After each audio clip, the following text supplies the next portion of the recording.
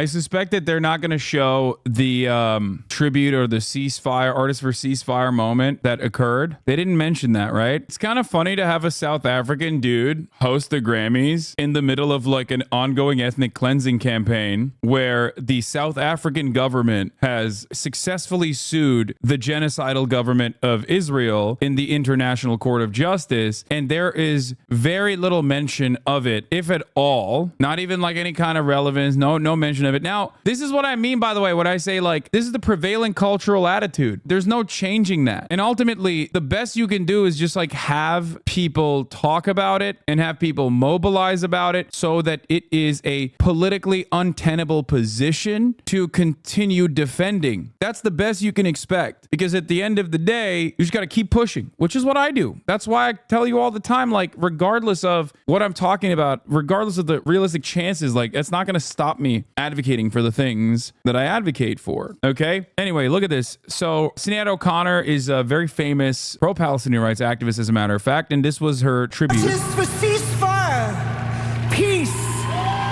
Annie Lennox throws up the fist at the end of it, says Artists for Ceasefire, peace. In the world. And immediately Grammys cuts away to Burt Bacharach, which I think is funny, especially because like Sinéad O'Connor like is one of the greatest examples of a person who is literally, you know, who's been an artist activist her whole life and was like legitimately canceled. Anti-Catholic Church due to child sexual abuse scandals, genuinely very anti-Israel. Here's Sinéad in 2014, by the way. Annie Lennox finishing Sinéad O'Connor's song by calling for a ceasefire was perhaps the most meaningful and honest way to honor Sinéad's memory. In September 2014, only a few months after a bloody Israel war on the Gaza Strip, the Grammy Award winner canceled the concert in Caesarea, a town located halfway between Tel Aviv and Haifa. Speaking with Hot Press at the time to explain her stance, O'Connor said, "Nobody with any sanity, including myself, would have anything sympathy for the Palestinian plight. There's not a sane person on earth who in any way sanctions what the the Israeli authorities are doing," she added. But of course, you know, it's not going to get a lot of coverage. One thing I must mention is this. Obviously, tweets and, you know, social media clout doesn't really translate all too significantly to real on-the-ground mobilization, and real on-the-ground mobilization doesn't necessarily always yield genuine change. But I made a take because the moment, one of the biggest moments of the night was Taylor Swift. Taylor Swift, of course, won, I think, Album of the Year, right? This is a historical moment.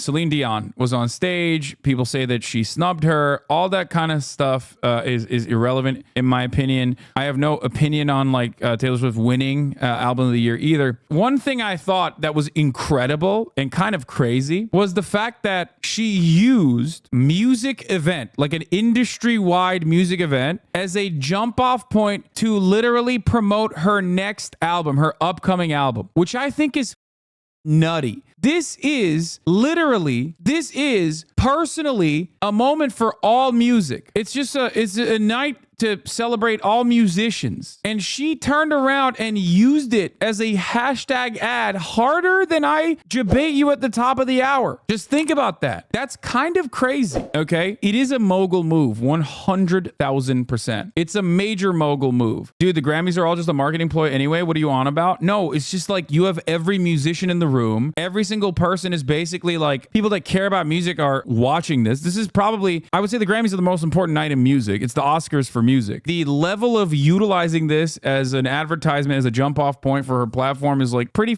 big. Absolutely incorrect. I love music but hate the Grammys. Oh, as far as Grammys being dog, I agree. I don't care. Okay. I'm simply stating that this is the Oscars for music. We get it. You guys are music nerds. You get all your opinions from Anthony Fantano. But for the normie persons that are out there, yes, it is the most important night in music. It's for the music industry. This is the most important night in the music industry. There is no equivalent. Like the VMAs or, you know, the Country Music Awards or anything like that doesn't come near the importance of the Grammys for musicians in general. So she used it as a jump off point to like add to the momentum and promoted her album in front of all these other celebrities when she is like the superstar celebrity, the it girl. Everyone's talking about her. Ultimately, it blew the heck up. And at the time, in 10 minutes, it had 400,000 likes in 10 minutes. So I tweeted out, this is sitting at 400K likes in 10 minutes. Taylor Swift would end global conflict. It's like half joking, obviously. Having said that, it is genuinely important, especially as it pertains to getting the word out on the endless occupation and the ceaseless genocide that is going on in Gaza. Okay? Taylor Swift dominates partially because she has captured the attention of the damn near entirety of the white women market, which is very important for consumer products, for commodities in general. What do I mean by this? 85% of all commodities purchased in the United States of America, 85% is the commodity consumption engine that runs the entire global economy. And in the United States of America, yes, women be shopping. 85% of consumer purchase decisions are made by women. 85% of consumer purchases are made by women. White women being obviously on average the most with the most disposable income in all of those demographics. So that is precisely the reason why Taylor Swift's notoriety and popularity is propped up by capital owners as well. That's part of the reason why she's in the cover of every magazine. That's part of the reason because she's like profoundly popular. When she says this is cool, this is a thing that I'm interested in, people pay attention to it. People buy things. There are actual people that are tasked with seeing and mathematically trying to figure out the impact of Taylor Swift on certain things like the NFL. Like Taylor Swift has a notable impact on the economy. Now, having said that, part of the reason why she is this popular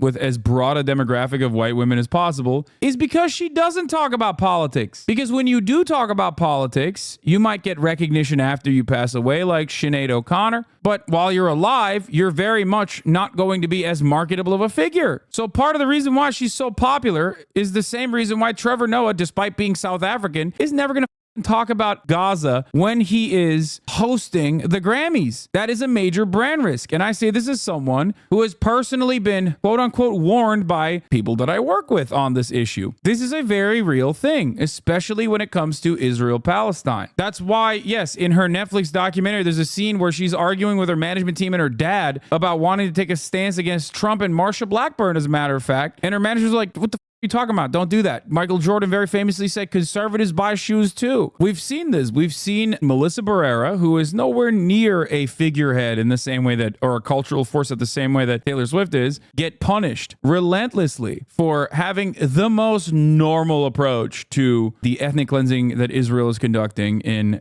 Gaza. Okay? Melissa Barrera was dropped from Scream 6 specifically because she had the audacity to post an article from the Jewish Currents magazine, an article written by Ross Segal, Israeli genocide scholar. That was enough for Scream 7, sorry, not 6, to drop her. And then she also, after UNRWA funding was cut by the United States of America and our allies in the immediate aftermath of the ICJ decision to continue the court case against Israel, okay, because America is disgusting and monstrous and freak-like. We are the bad guys. She posted a link to fundraise for UNRWA, the most important, most significant refugee relief works agency that the UN is specifically designed for Palestinians so that Israel can continue, in some ways, doing its ongoing genocide. It is one of the only resources the Palestinians have. And now WME is considering dropping her because she posted a link to fundraise for UNRWA. That is unacceptable. That's insane. That is absolutely insane. And that's why Taylor Swift is not saying anything about Israel anyway. Making political statements at award ceremonies is idiotic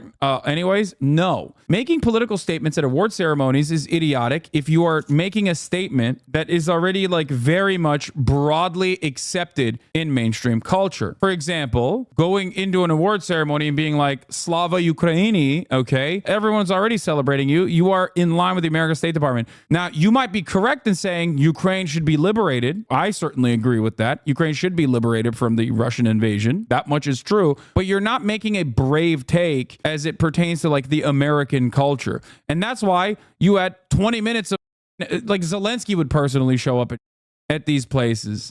Whereas when it comes to Gaza, nobody wants to talk about that. Very hush-hush. The Grammys itself literally also paid tribute to October 7th victims of Supernova Music Festival massacre without mentioning the ongoing genocide that followed. I guess Palestinians don't listen to music, so it don't matter. It's not profitable to mention it, and it is not pop culture to mention it. It actually does require some level of bravery to mention something like this, because you do stand to lose. You stand to lose some fans, and you stand to get placed in the crosshairs by mainstream media. The reason why I said that Taylor Swift does have the capacity to end global conflict in somewhat of a lighthearted way, as a half-joking measure, is that she does have a mechanism to actually extract concessions from the Democratic Party. Considering that the Democratic Democratic Party is profoundly unpopular at this moment in a lot of the demographics that Taylor Swift is actually popular with, specifically younger demographics. And the fact that the Biden administration is genuinely trying to court her to push to vote for the Democratic Party, she could extract concessions out of the Democratic Party, or at the very least, mobilize her base of support in some ways and maybe even move the needle. This would not actually,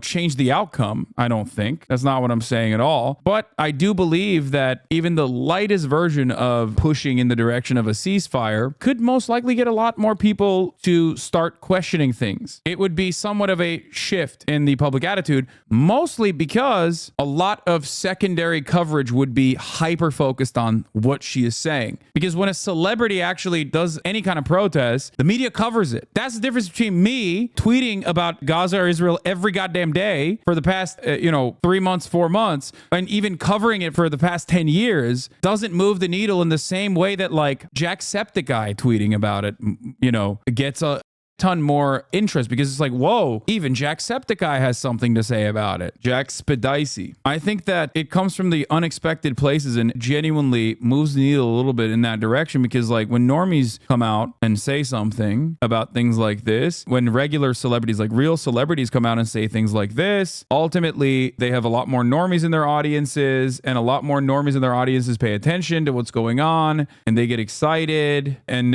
there is more mass awareness. Now, obviously, social media does not move the needle. Don't misunderstand me. If that was the case, then Palestine would be free. There's a lot of momentum that is pro-Palestinian in both TikTok and even on Twitter. You get it where you can. It's like what you said about yourself. If you would have just called yourself a liberal and kept your head down, people would have listened to more of the same takes in a much better light and a way bigger audience. Yeah. Anyway, it's truly horrifying what's happening. And it wouldn't be directly because Taylor Swift says free Palestine or something. It wouldn't just be her fans that immediately mobilize or whatever. It would also cause a lot more attention. It would also shift the media's attention to what is going on a lot more. That's why people do ask to never stop talking about Palestine, because what's happening there is so unimaginable, and given our attitude towards those things is so horrifying that even getting the word out is important. People do need the confidence to be able to talk about it a little bit more, about Israel, Palestine. And that's why it's important for celebrities to put their money where their mouth is and actually come out and support Palestinians. Now let's talk about Killer Mike. Other news now at 11, rapper Killer Mike won 3 Grammys tonight, including Best Rap Album. And then this happened. This video from Chris Gardner of The Hollywood Reporter shows the rapper being escorted out of Crypto.com arena by LAPD officers. This is such an interesting story because one, as far as I understand, a lot of people are mad at Killer Mike for winning, especially a lot of Zoomers, I guess, don't really know who Killer Mike is. Killer Mike is a legendary rapper who's been around forever. Reagan is probably, in my opinion, his best song. But of course, a lot of people in this community who were most likely big Killer Mike fans saw his attitude shift. He was a big Bernie bro in 2016, but post 2016, he came out and had a lot of takes. Now, obviously, nobody deserves to be embarrassed like this, and I think that that's really up. But here, a couple things I will mention, of course, as I've covered Killer Mike quite a bit. Killer Mike is a firm believer that black capitalism will save black people in America, and had a Netflix special where he basically dedicated an entire episode to specifically that. It's ridiculous that the Los Angeles Police Department did this to him. Killer Mike has also stood alongside Atlanta mayor. He delivered an emotional speech side by side with police and also the mayor during the George Floyd protests. Keisha Lance Bottoms. I don't know if he's actually pro Cop City or not, but he went on Kalayan O'Nor's NRA podcast to talk about the irony is insane, because he's wearing a Kill Your Masters shirt while simultaneously defending Masters, or whatever is the closest to Masters. His dad was a cop. I think that plays a big role. Think about his lyrics. Think about his lyrics on a lot of his earlier music, but even his recent music, talking about how the Bloods and Crips need to get together and kill cops. It doesn't really match up in the same way with what his actions look like in the real world, or what his advocacy looks like in the real world. Teaming up with the NRA and going on Kalayan Noir's podcast, and basically putting himself up as almost a puppet to white supremacist right-wing agendas. That was another thing that he did that I didn't like personally. But overall, this is the reason why a lot of people are not very fond, I guess, of him. It doesn't really matter. I still don't think that he deserved to be like arrested on the high point of his life. Apparently, he was arrested for a misdemeanor for an altercation, it seems. Not entirely certain as to what was happening there. It immediately seemed like something ridiculous. I do see the irony, however, of him like saying a whole lot of pro-cop things and then being arrested by the white supremacist forces of the Los Angeles Police Department. I don't agree with like him being cuffed up and made an example of as yet another black man in a night of like, for the most part, white celebration in the music industry. The Grammys has always been notoriously very white, not in the Oscars so white type situation, because like obviously a big chunk of the music industry and music culture is literally the commoditization of black experiences, like even more so than the movie industry. I think the movie industry does a lot of that too, but like music is ridiculous. The most popular genres of music is just completely gentrified and watered down versions of music and culture that black people make. It's like only giving awards to white people for the NFL or basketball or something. That's just how it kind of feels like with the Grammys. And that's part of the reason why a lot of people get mad at the Grammys. It's still considered an important night in the music industry, but like as far as like rap music goes, people are very opinionated about it, let's say. Yeah, I mean, if you want to understand it, it's like Macklemore winning over Kendrick Lamar is like a perfect example of this. So that's it.